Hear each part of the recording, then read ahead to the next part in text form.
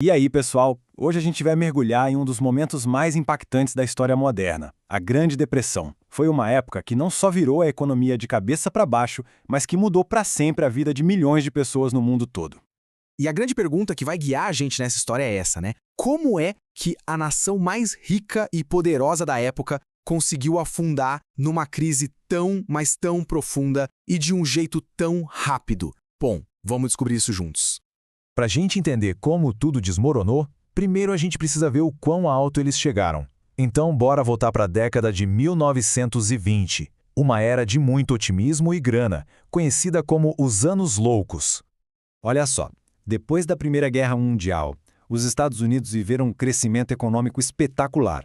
As indústrias não paravam de produzir, novas tecnologias apareciam toda hora e a sensação geral era de que a prosperidade nunca ia acabar.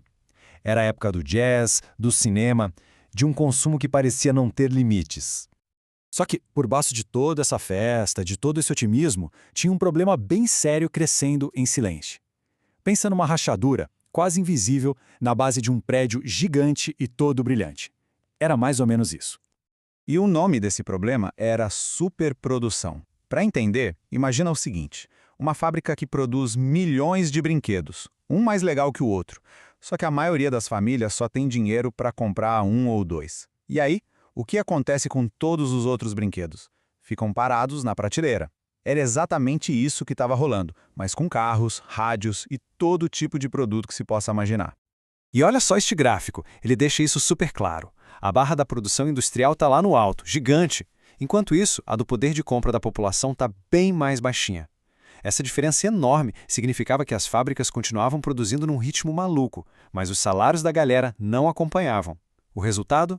As lojas ficavam cada vez mais cheias de produtos que ninguém tinha como comprar.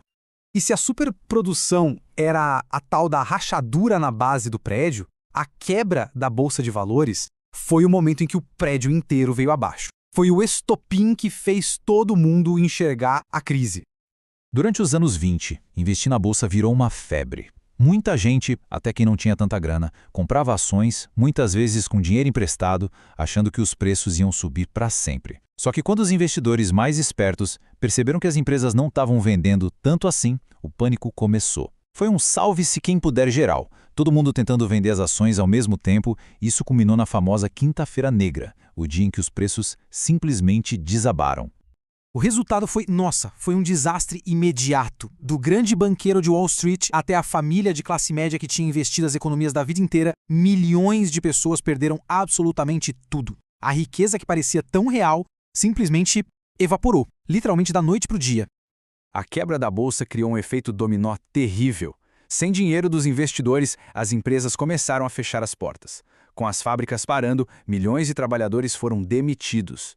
O desemprego explodiu para níveis nunca antes vistos, o que levou a filas gigantescas para conseguir um prato de comida e até o surgimento de favelas, que na época ganharam o apelido de Hoovervilles. A cara da nação mais rica do mundo tinha mudado completamente. E quem pensa que o problema ficou só lá em Nova York, está muito enganado. As ondas de choque dessa crise atravessaram os oceanos rapidinho e se espalharam, virando um problema global. O que aconteceu foi um verdadeiro efeito dominó mundial. Pensa assim, os Estados Unidos funcionavam como o banco do mundo naquela época, emprestando dinheiro para a Europa se reconstruir depois da Primeira Guerra. Quando a crise chegou com tudo lá, os americanos não só pararam de emprestar, como começaram a cobrar as dívidas antigas. Sem esse dinheiro circulando, a economia de vários países quebrou em sequência, um atrás do outro. Então, para a gente ter uma ideia, enquanto nos Estados Unidos o impacto mais visível foi a falência de empresas e o desemprego gigante, lá na Europa e em outros lugares do mundo, a crise econômica acabou criando um ambiente de muita instabilidade política, e isso abriu caminho para a ascensão de regimes extremistas, que, bom, teriam consequências enormes nos anos seguintes.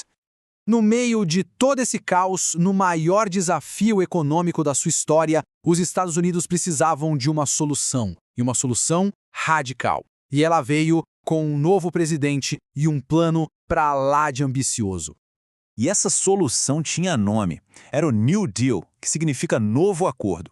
Ele foi liderado pelo presidente recém-eleito, o Franklin D. Roosevelt. A ideia principal era bem ousada: usar o poder e o dinheiro do governo para lutar de frente contra a crise e, aos poucos, reconstruir a confiança do povo. O New Deal foi um plano que atacou a crise por todos os lados. O governo começou a investir pesado em obras gigantescas, como estradas, pontes e hidrelétricas, para criar milhões de empregos. Também criou regras muito mais duras para os bancos para evitar outra quebra daquelas. Além disso, ajudou os fazendeiros e, pela primeira vez na história do país, criou programas de ajuda social para os desempregados e idosos. Foi uma virada de chave total. Ufa, que baita jornada, hein? A gente viu a prosperidade dos anos loucos, a rachadura da superprodução, o colapso da bolsa e a tentativa de dar a volta por cima com o New Deal. Agora, que tal um teste rapidinho para ver se ficou tudo na ponta da língua? Vamos lá. Primeira pergunta. Qual foi o evento que marcou o ponto mais alto da crise de 1929?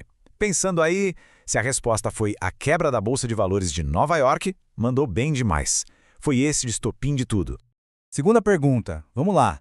Como se chamava aquele plano de recuperação econômica dos Estados Unidos liderado pelo presidente Roosevelt? Mais uns segundinhos.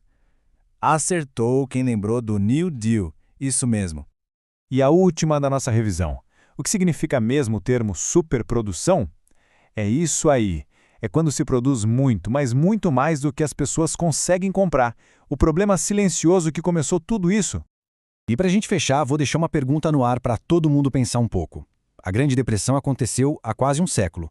Mas quais lições que a gente aprendeu com ela sobre economia, governo e sociedade ainda são super importantes para o mundo em que vivemos hoje? A gente vai adorar ler as ideias sobre isso aí nos comentários. E claro, se alguma parte da nossa explicação não ficou 100% clara ou se surgiu uma dúvida nova, agora é a hora de perguntar. É isso por hoje, pessoal. Se foi legal entender um pouco mais sobre a Grande Depressão, não se esquece de seguir o canal, ativar as notificações para não perder as próximas análises e, claro, deixar aquele like para fortalecer nosso trabalho. Até a próxima!